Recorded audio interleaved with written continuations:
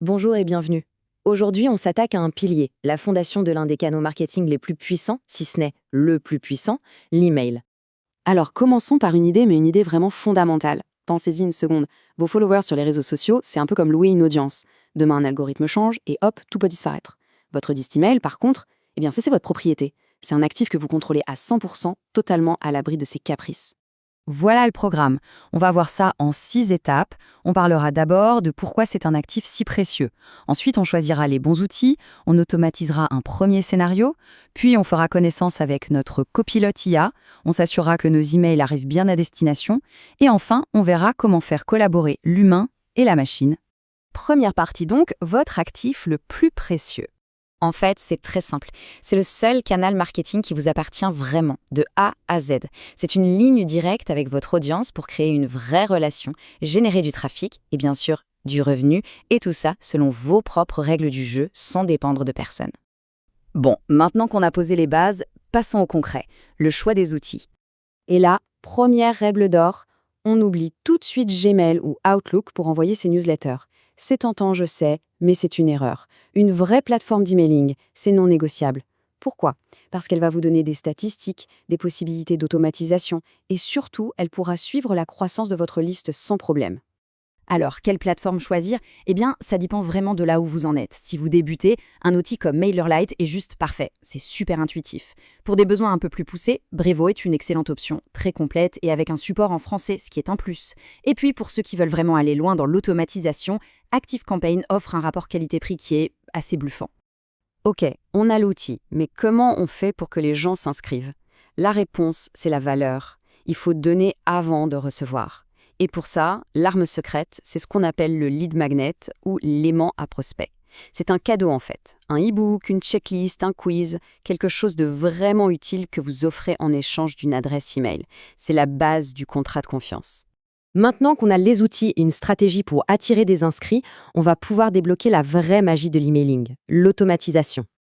Alors, l'automatisation, attention, ça ne veut pas dire devenir un robot. Pas du tout. L'idée, c'est d'utiliser des logiciels pour envoyer le bon message à la bonne personne au bon moment, et tout ça automatiquement. C'est un gain de temps énorme et ça permet de créer des expériences beaucoup plus personnelles, ce qui au final améliore les résultats. Et pour commencer, c'est très simple, on peut le faire en 5 étapes. D'abord, on définit un objectif clair. Par exemple, souhaiter la bienvenue à un nouvel abonné. 2, on choisit ce qui va déclencher l'action. Ici, c'est l'inscription à la newsletter. 3, on rédige le ou les messages. 4, hyper important, on teste que tout fonctionne bien. Et 5, bien sûr, on analyse les résultats, qui a ouvert, qui a cliqué. Et tout ça, c'était avant l'arrivée d'un nouvel acteur qui change complètement la donne, l'intelligence artificielle. Voyons un peu ce copilote IA. D'ici 2026, et on y est presque, l'IA générative n'est plus juste une petite aide. Non, c'est un véritable copilote pour les équipes marketing. Imaginez un assistant capable de générer des campagnes entières. Il faut vraiment le voir comme un amplificateur de créativité. L'IA se coupe des tâches répétitives et ça libère du temps pour la stratégie. Et concrètement, ça donne quoi? Selon McKinsey, on parle d'une augmentation potentielle des revenus de 15 à 25%. C'est énorme. Comment? Grâce à l'hyper-personnalisation. Imaginez des emails dont le contenu s'adapte en temps réel à ce que chaque personne a fait sur votre site. C'est ça la puissance de l'IA aujourd'hui. Et l'autre bénéfice, c'est le temps. On parle de 5 heures. 5 heures par semaine et par personne qui peuvent être réinvesties ailleurs, simplement en laissant l'IA gérer les tâches les plus rébarbatives. C'est presque une journée de travail de gagner. Bon, c'est génial tout ça. On a les outils, l'automatisation, l'IA, mais tout ça ne sert absolument à rien si vos emails finissent dans les spams. On va donc maintenant aborder une partie un peu plus technique, mais qui est absolument cruciale, comment s'assurer d'atterrir dans la boîte de réception. Alors oui, on va parler de SPF, DKIM et des marques. Ne partez pas en courant, ce n'est pas si compliqué. Il faut voir ça comme le passeport de vos emails. Le SPF, il dit simplement quels serveurs ont le droit d'envoyer des emails en votre nom. Le DKIM, c'est un peu comme un saut de cire sur une enveloppe, ça prouve que le contenu n'a pas été modifié en cours de route. Et le DMARC, lui, donne des instructions aux boîtes mail sur quoi faire si un email échoue à ses vérifications. En gros, ces trois-là, ensemble, c'est la preuve que vous êtes bien qui vous prétendez être et pas un spammeur. La technique, c'est une chose, mais le design de l'email joue aussi un rôle énorme dans sa capacité à être livré. Une erreur très très classique, c'est l'email qui n'est qu'une seule grande image. Les filtres anti-spam détestent ça. La règle d'or à retenir, c'est un ratio d'environ 60% de texte pour 40% d'images. Ça montre que vous avez du vrai contenu à partager. Et puisqu'on parle de design, voici une petite astuce de pro qui va vous sauver des maux de tête. Pour aérer votre mise en page, pour ajouter de l'espace, utilisez toujours le padding, c'est-à-dire l'espacement intérieur d'un bloc.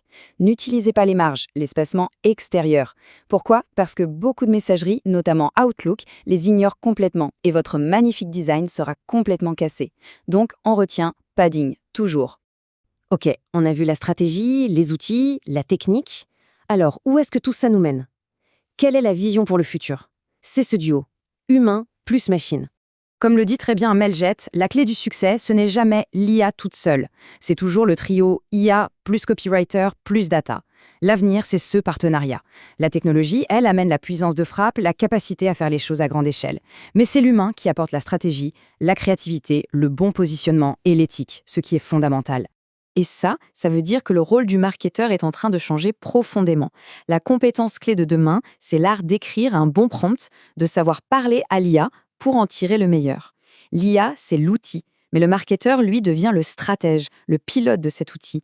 On passe de l'exécution manuelle à la direction stratégique et au contrôle qualité. Alors, on termine avec cette question, prêt à orchestrer votre duo? La vraie interrogation aujourd'hui, ce n'est plus de savoir s'il faut utiliser la machine, mais plutôt comment on va l'orchestrer. Comment faire travailler ensemble l'intelligence humaine et l'efficacité de la machine pour créer quelque chose de vraiment puissant.